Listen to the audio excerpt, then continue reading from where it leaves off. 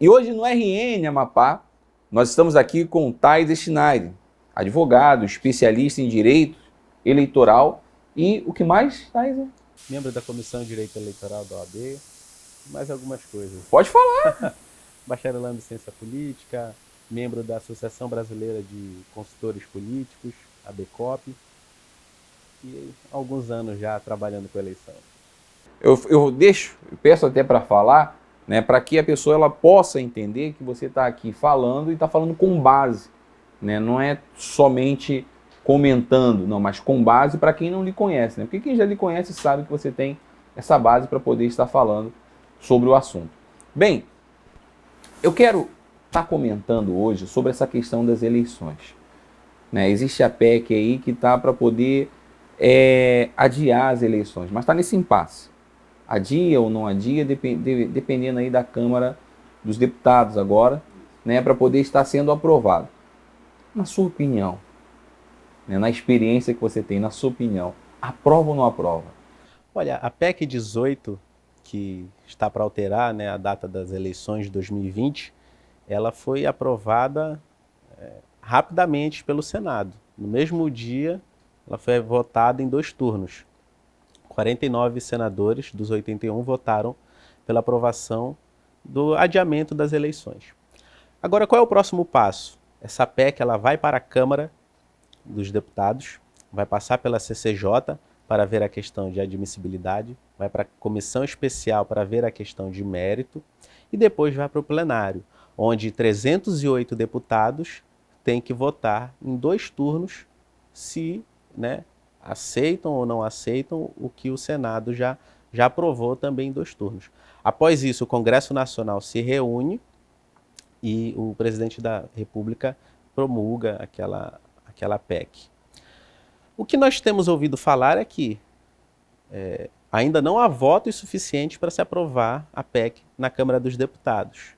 Além de que o Centrão também está se mexendo, não é, para que não haja esse adiamento das eleições.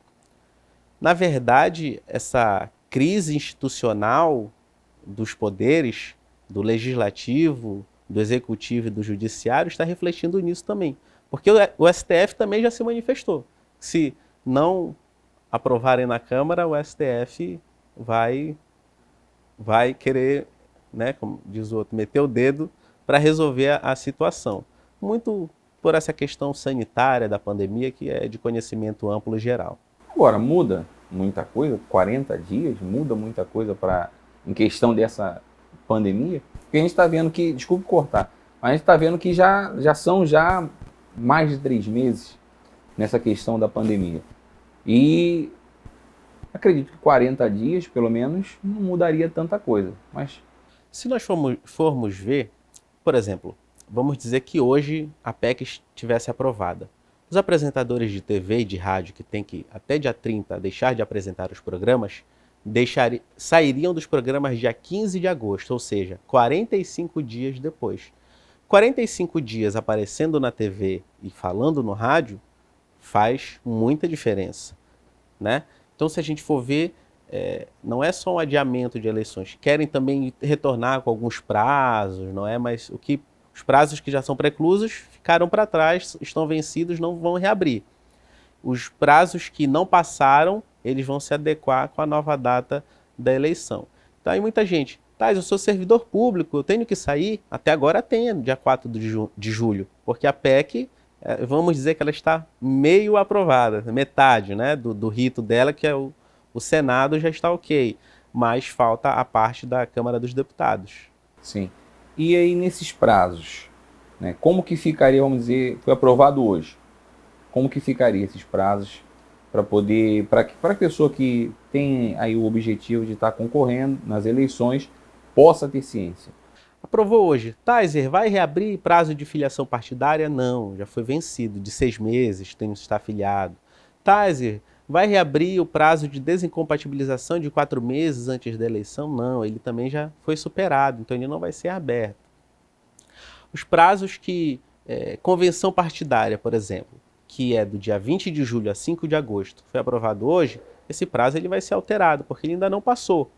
Prazo de início de campanha também não passou, então vai ser alterado, vai ser mexido por conta da data das eleições. E aí lembrando que nós temos os prazos que são fixos e os prazos que são móveis, não é? Mas em suma, prazos que já passaram não serão reabertos. Prazos que ainda não venceram, esses serão reajustados para conforme o calendário com a data da nova eleição. Sim. Agora eu quero fazer uma pergunta. A gente sabe que essa eleição vai ser uma eleição diferente, né? E muitas são as pessoas que estão vindo aí com esse objetivo. Claro, infelizmente, uns, né, como a gente sempre viu, oportunistas, mas outros realmente com o objetivo de ajudar e mudar a situação do povo, de somar. Então, o que pode, o que não pode fazer um pré-candidato hoje, nessas eleições de 2020? Hoje, o pré-candidato ele só não pode, segundo a inteligência do artigo 36A, ele só não pode fazer o pedido explícito de voto. Ou seja, o pré-candidato pode anunciar que é pré-candidato? Pode. Ele pode dizer que é formado, ele pode dizer que vai lutar, que pretende lutar pela educação? Também pode. Ele pode dizer quais são as bandeiras dele, o que ele pretende fazer? Pode. O que ele não pode é falar, pedir voto. Vote em mim, quero o seu voto, venha votar em mim com a sua família. Né? Esse pedido explícito de voto que o pré-candidato hoje não pode fazer. Pode usar as redes sociais dele? Pode. Pode usar Instagram, pode usar Facebook, pode fazer live, pode fazer publicações. Então, essa proibição hoje na pré-campanha é apenas no sentido do pedido explícito de voto. O pré-candidato pode participar de reuniões? Pode, muito embora não estejam havendo por conta da pandemia. Ah, mas é uma reunião virtual para debater assuntos da cidade. Ele pode, ok, sem problema nenhum. Sim. Agora, nós temos ouvido falar também aí sobre, infelizmente, vamos dizer assim, o que nós mais temos visto ultimamente é briga em questão política.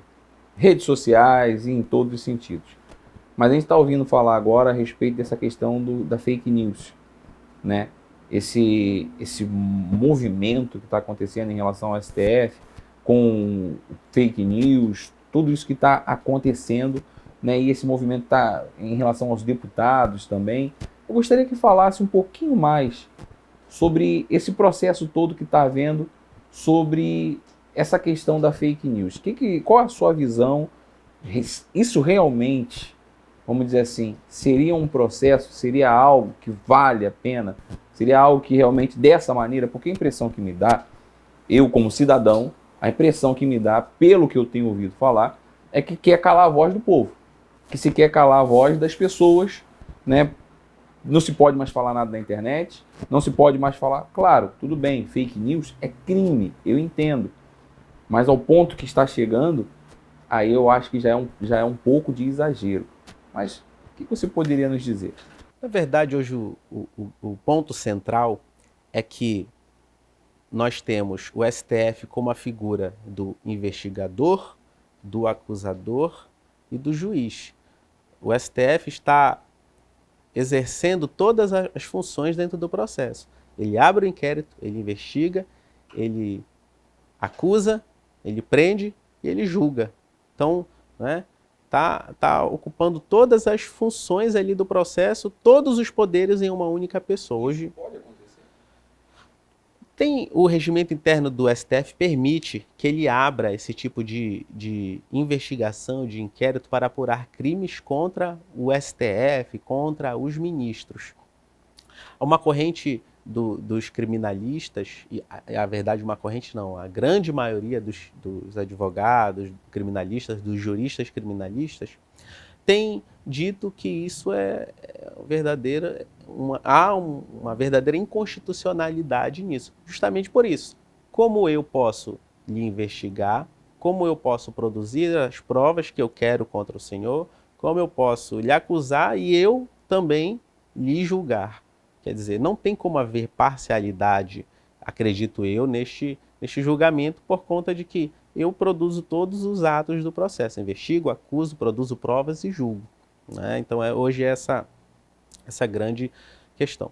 Sobre a fake news nas eleições propriamente dita, imagine que em um momento em que é proibido a reunião presencial das pessoas, nós teremos a maior eleição digital da história. Nós sabemos que a fake news, ela, no Facebook, no Instagram, ela corre solta. Então hoje eu acredito que nós teremos a eleição com o maior número de representações por fake news, além de que a fake news, que no âmbito eleitoral, ela tem uma tipificação específica, a denunciação caluniosa, né, com finalidades eleitorais e tudo mais. Foi aprovado um projeto e hoje é um crime eleitoral. Então nós temos hoje um espelho para a justiça eleitoral do próprio STF, que no combate da fake news, em tese, o que se aparenta é que eu posso tudo. Então, se o STF, que é o nosso órgão máximo, o faz isso, dá a impressão para os outros tribunais, e no caso da eleição para o TSE, para o TRE, para o juízo eleitoral, de que no combate da fake news eu também posso tudo. Agora, você falou aí referente à questão do STF, né? Tá julgando, tá ali fazendo vários papéis de uma vez só. O STF também a gente está vendo nos últimos dias que ele tem uma outra função que eles querem é legislar. Ou seja, tá ali acima. A impressão, infelizmente, é essa a impressão que eles estão passando para todos nós. Eu acredito que não é só para mim. Então, está querendo tomar ali o lugar do presidente, o lugar dos deputados e assumir ali, vamos dizer assim, um tipo de poder soberano. Até onde eles podem estar agindo dessa maneira? O ministro do STF pode estar agindo dessa forma? O Supremo, ele é o guardião da Constituição, ou pelo menos o deveria ser, não é? Lembrando que a função precípua do Supremo Tribunal Federal não é legislar, não é, assim como a função precípua do Poder Legislativo não é executar. Assim como a função precípua do Poder Executivo não é julgar, muito embora constitucionalmente haja essa permissão para que, em alguns determinados momentos, em casos específicos, os poderes acabem entrando nessa seara do outro, de legislar, de executar, de julgar, essa não é a função principal do Supremo Tribunal Federal, que é o guarda da Constituição. Eu estava lendo um artigo que diz que o Supremo hoje, que deveria ser o guarda da Constituição, guardar a Constituição, é o que está cometendo as maiores inconstitucionalidades, né, ao ver deste artigo que eu estava lendo.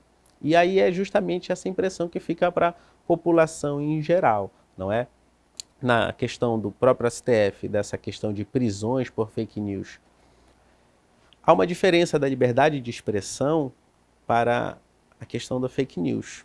A liberdade de expressão ela é garantida. Eu posso chegar aqui e falar, olha, eu não concordo porque essa luz é muito clara. É a minha liberdade de expressão de falar que eu não concordo. Outra coisa é eu falar, olha, eu não concordo porque quem fez isso daqui é isso ou aquilo, entrando, não é, numa questão... Na linha pessoal. Na linha pessoal da injúria, da calúnia, difamação. Ou então dizer, olha, eu não gosto dessa luz branca porque na verdade ela é preta, um exemplo. Ela é amarela, ela é vermelha, ela é de uma outra cor que não esta. Quer dizer, então na verdade o STF tenta não proibir a liberdade de expressão, mas ele tenta impedir e coibir o cometimento de um crime travestido de liberdade de expressão.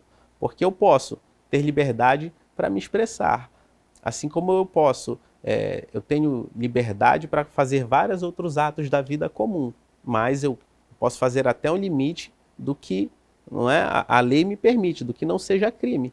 Se a partir do momento que eu posso agir e começo a cometer um crime, então eu sou punido, né, nos termos da lei. E aí também que eu vejo que muita gente acaba não conseguindo discernir essa questão da fake news, da injúria, da calúnia e da difamação, querendo se acobertar sobre o manto da liberdade de expressão. Mas a minha liberdade de expressão, ela acaba a partir do momento que a minha expressão não lhe ofende, não lhe acusa, não lhe imputa algo que o senhor não fez. Né? Então a minha liberdade de expressão ela é sagrada, realmente, a sua como apresentador, como jornalista, como, né, transmissor de informação. Mas a partir do momento que essa liberdade ela começa, vamos dizer assim, a ser mascarada para cometimento de fake news ou de até outros crimes de injúria, calúnia e difamação, aí ela deve ser realmente, digamos assim, tolhida, porque ela já não está uma liberdade de expressão. A pessoa já quer uma liberdade para cometimento, nesses casos de fake, injúrias, etc., de cometimento de um crime tipificado no Código Penal. Aí, nesse caso, eu já volto para a questão de Facebook, internet, né? Fake news e também, até às vezes, comentários. Você vê, tudo bem que a pessoa que está ali nas redes sociais, ela tem que estar pronta para ouvir o que ela gosta ou o que ela não gosta. Mas até onde isso vale? Porque a gente às vezes vê em comentários coisas absurdas, né? Xingando, ofendendo, trazendo literalmente para o lado pessoal, principalmente nessa questão política agora.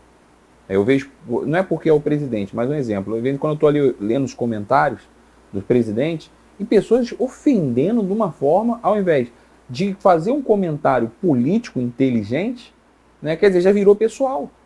E a gente começa a ver muito isso, né? Hoje em dia a gente não vê mais somente esquerda e direita, a gente vê extrema esquerda e extrema direita, que aí parece que já se tornou uma guerra.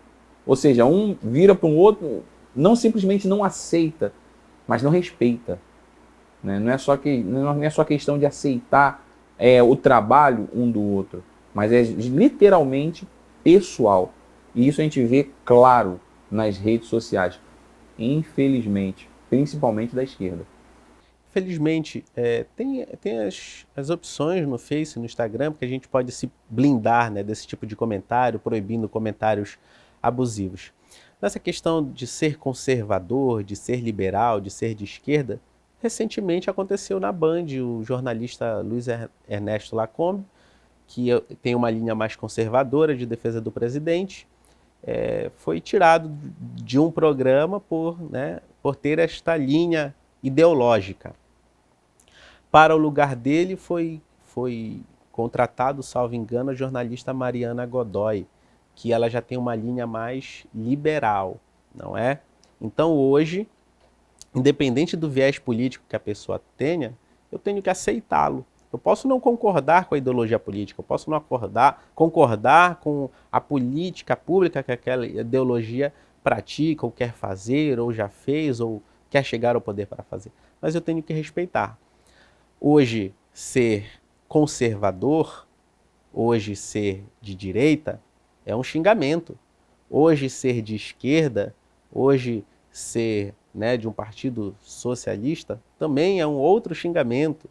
Então, se você vê que as ideologias hoje, elas não servem para identificar o meu pensamento político, elas servem para...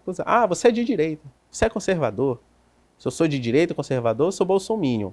Você é de esquerda, você é socialista, você é comunista, você é do time do Lula, você é isso, você é aquilo.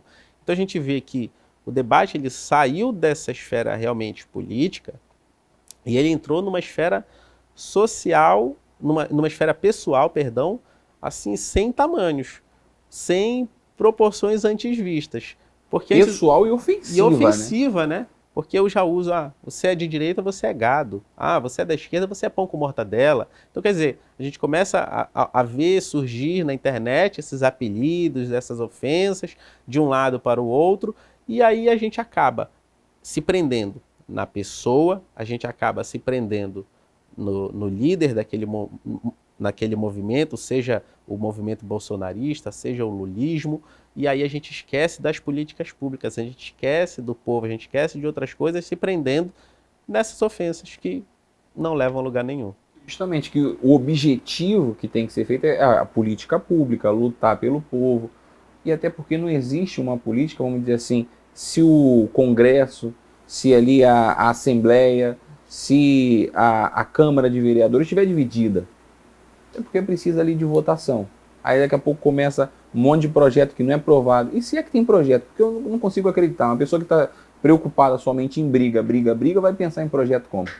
É verdade. Acaba-se se esquecendo muitas vezes com essa briga de direita, esquerda, centrão, para que colocaram o nome à disposição e para que estão ali, não é? Para legislar em favor da população, para representar a nação, não é? Enfim, para cada função de cada cargo que tem. E aí a pessoa esquece, por que eu estou aqui? Eu estou pelo povo, para o povo? Não, eu estou aqui pelo presidente, eu estou aqui pelo fulano, estou aqui para defender o interesse de não sei quem, e aí acaba realmente tendo essa briga. Agora, deixa eu lhe fazer uma pergunta para a gente poder finalizar aqui, porque senão a gente vai estender.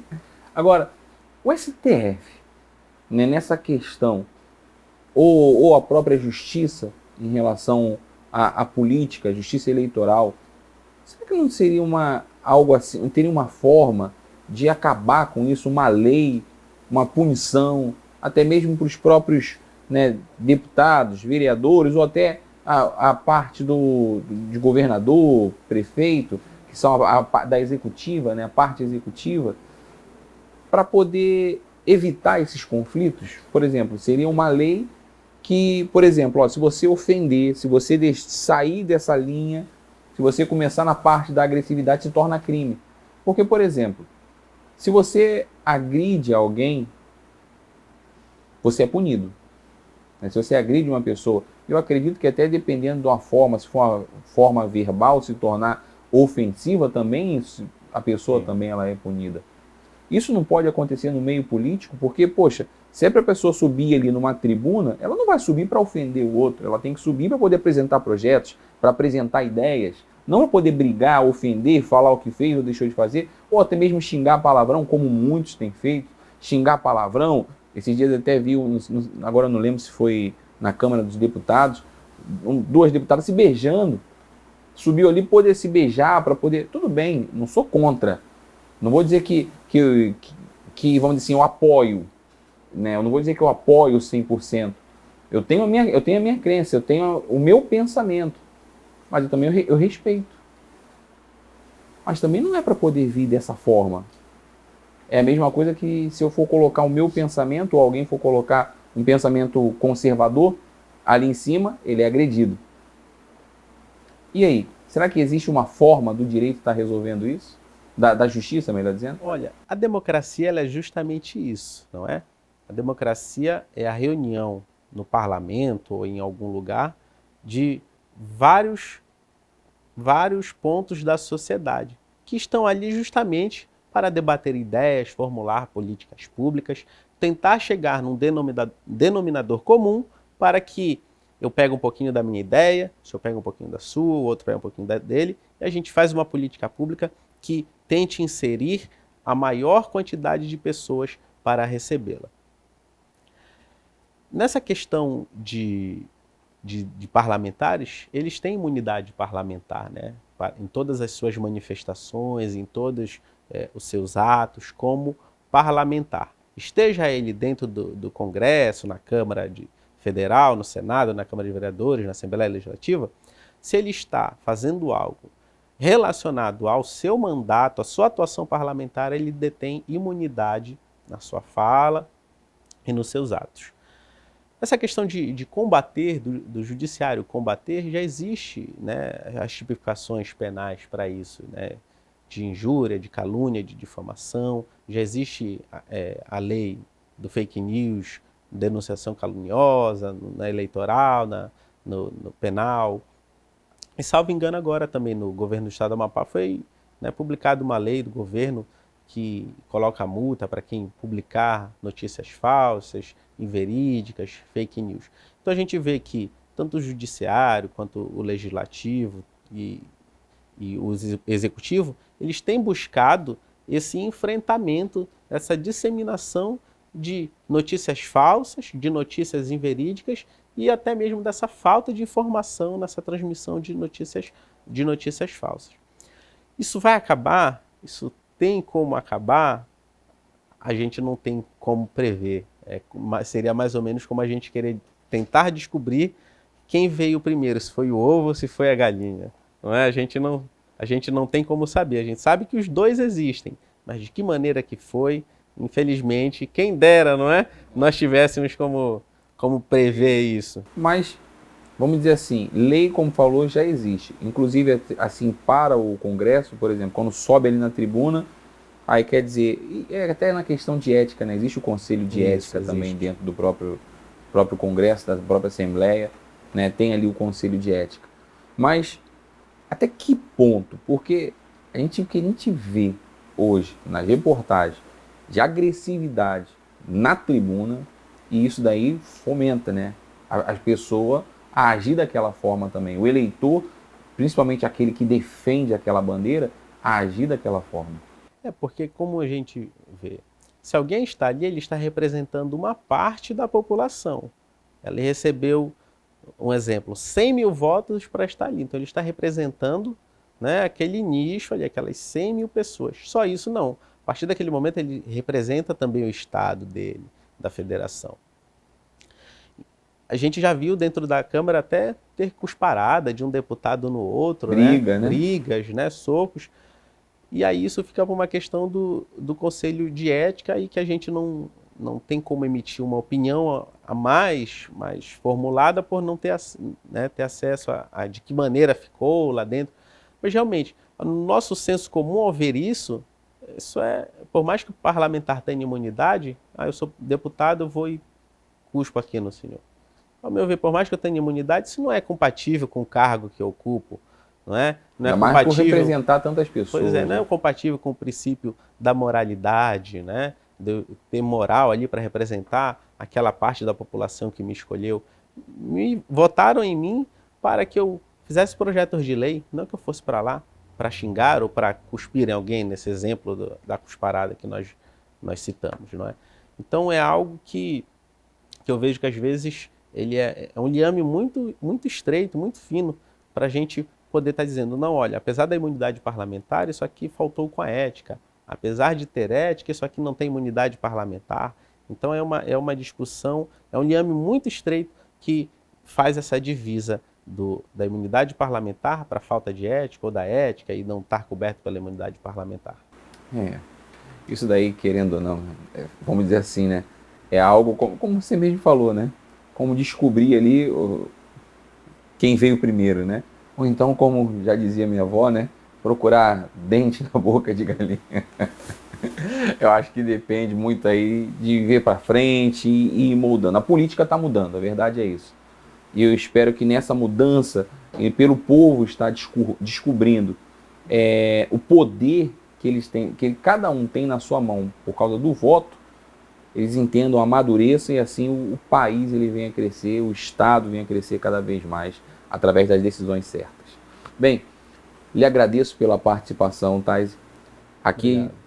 O espaço está aberto para que você está voltando, né? Aí quando precisar, sempre obrigado. A gente pode marcar até outras vezes para trazer outros temas. Pronto. E explicar aqui melhor para o público, né? Para quem gosta de saber e se informar na política, tá certo? Tá certo. Obrigado, Marco. Eu agradeço o espaço, a oportunidade, estar falando com a população sobre um tema tão importante, né? A gente sabe que hoje a pandemia ela tomou a atenção total e de maneira correta, porque, né, são vidas importam, mas também a eleição, o processo democrático, ele influencia diretamente na continuação desse combate à pandemia, ao Covid, a manutenção da vida, a restauração da economia que nós vamos ter a partir agora de 2021. É muito importante, até porque é que a gente aprende muito. Ou seja, eu acredito que, vamos dizer assim, como muitos às vezes até comentam, o prefeito comenta e muitos outros comentam desse novo normal. Eu acredito que esse novo normal talvez não seja, vamos dizer assim, o comportamento em si, mas sim um aprendizado. O que a gente aprendeu em relação à política, o que a gente aprendeu, né, em relação à fragilidade do país, à força do país e o que tem que ser mudado. Bem, o RN Amapá fica por aqui. Eu agradeço muito pela sua audiência, agradeço mais uma vez obrigado. A você, Thais, por estar aqui conosco. Obrigado, Marcos. E até a próxima.